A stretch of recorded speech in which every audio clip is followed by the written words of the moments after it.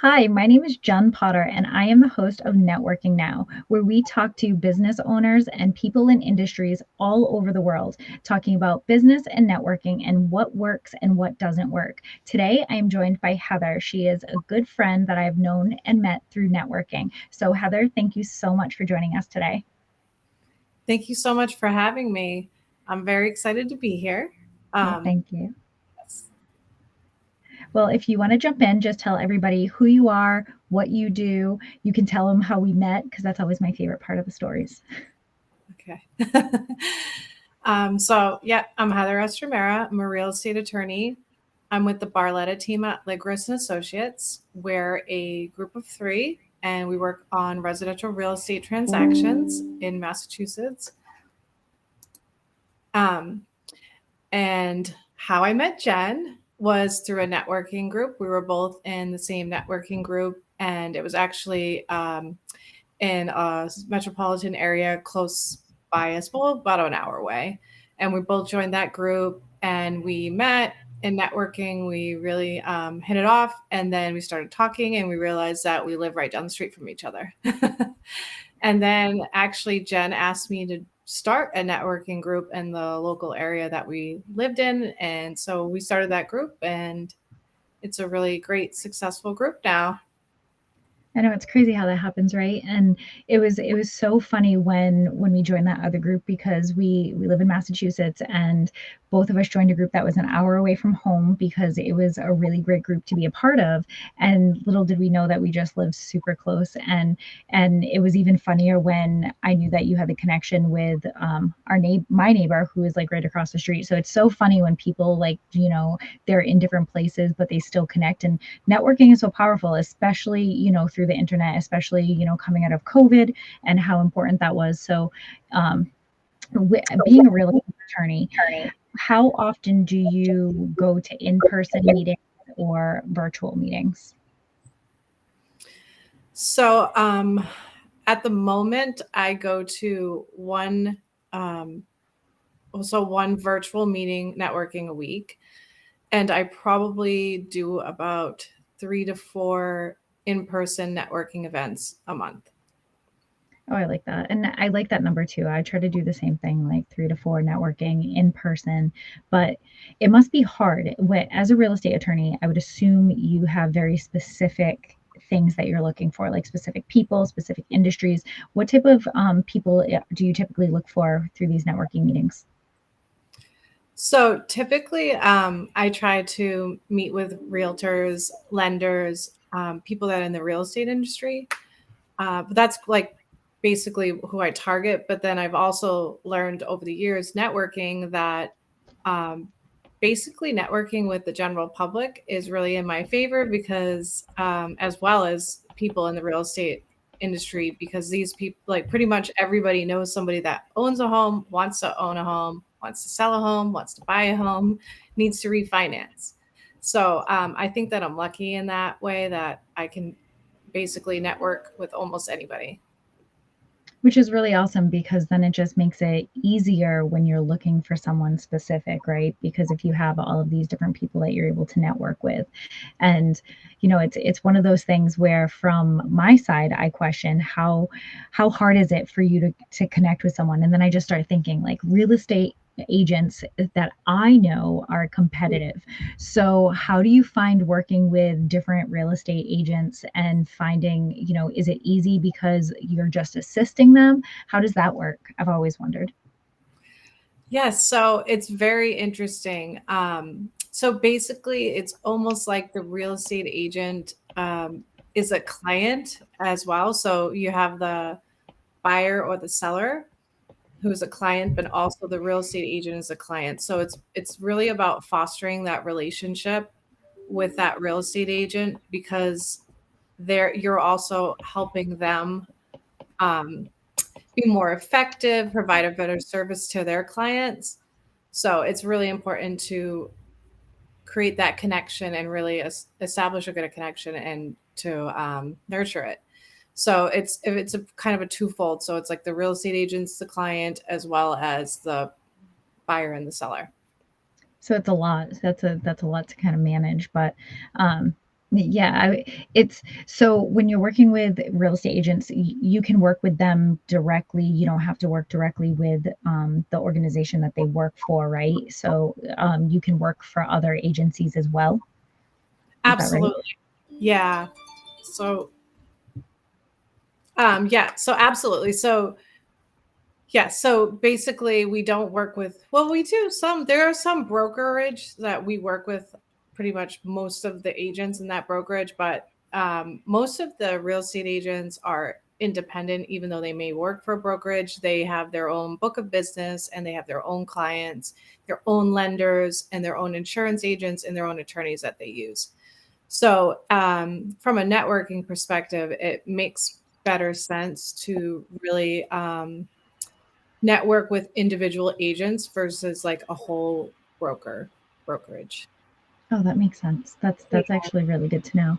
And so going through these types of through networking, what have you found are the best forms of networking when looking for your ideal client? Because like you said, you can interact with anybody you really want to interact with, but how do you find that you are the most successful in the networking industry when you're targeting clients? So I've learned that in-person events is really good at bringing in prospective home buyers, prospective clients, and also real estate agents. And what I've found is like people generally like some type of activity. So the most successful networking events that I've had are like paint nights or pottery nights or some type of like themed activity where somebody might have an interest and then it's kind of they go to the activity and they're doing that and then you just kind of walking around making sure everything's all right and maybe like even you know get involved in that activity as well, and then you just have like natural conversations, you have connections, and those are really the best networking events that I have. That's actually really funny that you said that because as soon as you said that, I put that down. I'm like, activity based networking. I don't even know how many of those I've actually been to. And, you know, just listening to you say it, I'm like, ooh, I love paint night. So it was like this instant like click in my head when you said it. And then I was like, wait a minute, I don't think I've been to any of those. So the fact that that was something that you found is that works really well. It makes me want to go, ooh, I want to do a paint night, right? Um, and I mean, I love activity bases. I'm actually, we've talked about this before. I'm doing a pajama party networking party tomorrow, and just the thought of it, like people are like, wait, I can wear my pajamas. I'm like, yes, whatever type of pajama you would wear around, you know, your children, those are what you wear to the networking event. You know, you have to be specific sometimes because you're not sure how people are going to show up. But I love the idea of the paint night and kind of making it so it's more like, you know, having a conversation with somebody than actually feeling like, you know, you're networking, because it's hard sometimes. I feel like sometimes when we're around the same group of people or we're in a new environment, sometimes we always gravitate to the people that we know. And you know, I think when I think of different specifics and different things to do, I love the fact that you said that. Like I wrote that down and highlighted it, and you know, maybe there's going to be a paint night networking group coming out soon. So Yeah.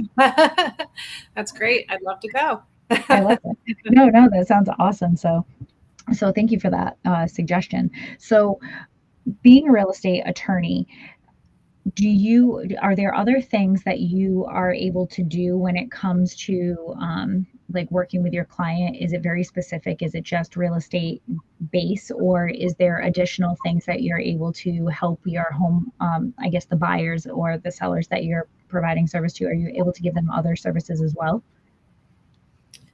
So generally, it's residential real estate transactions that I specialize in. So like buying, selling, refinancing. But we also do condo conversions. So if you have like a duplex, that's really hot right now. Multifamilies, people are, especially in major like metropolitan areas, they're making them, converting them into condos so that they can sell them individually. So we do that. We also help individuals create business, set up businesses like a LLC or corporation if they want to then convey the property into a business entity instead of an individual. So we do that as well. And that's pretty much covers what we can do, but we do also have a estate planning attorney that we have within the firm that we work with our clients, because that's a lot of clients ask those questions at the closing. So we do have somebody that we refer to, and we also have like an amazing business attorney on staff as well.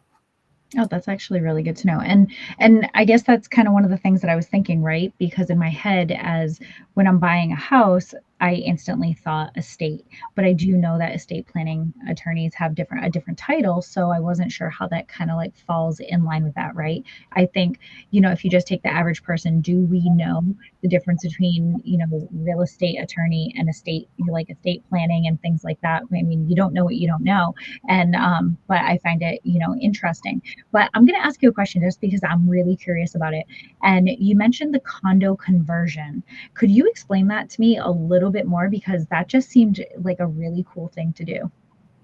Yeah, I can. So yeah, a lot of people, it's become very hot. So if there's a multifamily property and somebody wants to put that property on the market, before they put it on the market, they will, what we call like, convert it into condos. So basically what that means in Massachusetts is that you convey the property. Well, you create a condo trust, right? And then you convey the property into the condo trust, and then you create what's called like a master deed, where it goes over the covenants and basically describes what's considered common area and what's actually the unit, what's part of the unit, and then goes over all the particulars of the condos. So that's kind of what we help with. We'll create the master deed, and we'll create the declaration of trust, is what it's called in Massachusetts. And so it's just a way that you can create like individual units so that you can, optimize your profit when you sell that property. And it's really hot. Like we do a lot of condo conversions, especially in the Boston area.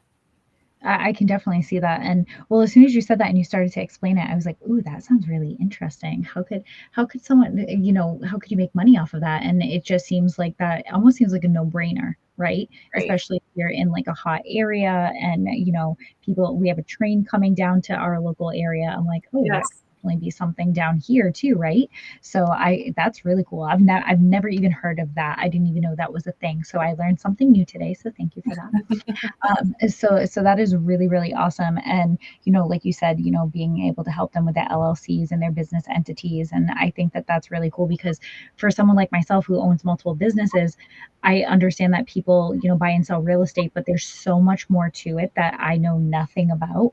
And the more and more I talk to people in your industry, I'm always blown away at all of the different things that you're able to actually do in real estate. And that's why I just find it so interesting. And I feel like everybody I talk to, I learned something different. Yeah. So yeah, so thank you for that. That was really cool. Um, so, and I wanted to kind of circle it back for just a minute, like, because I know you talked about doing a lot of stuff in the Boston area. Oh, Being the fact that you're, from where we are, Boston from us is like about an hour away. Do you service just Massachusetts? Do you service, different states or anything like that? Are you able to service other states, or is it just pretty local? so I'm only licensed in Massachusetts, so I only provide legal services or for real estate in Massachusetts.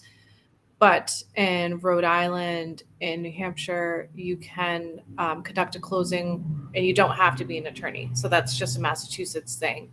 So if we're representing a lender in Massachusetts or New Hampshire, we are able to conduct the closing as a title agent, and under as like a title company. So we are able to do that. Oh, that's really interesting. So I'll have some questions for you after the break about the title, like the title stuff. So that's really cool. So we're gonna jump to break. Thank you so much, Heather. When we get back, we're gonna talk a little bit more about some of the questions that I have for you, dive a little bit deeper into networking, and stay tuned. Great.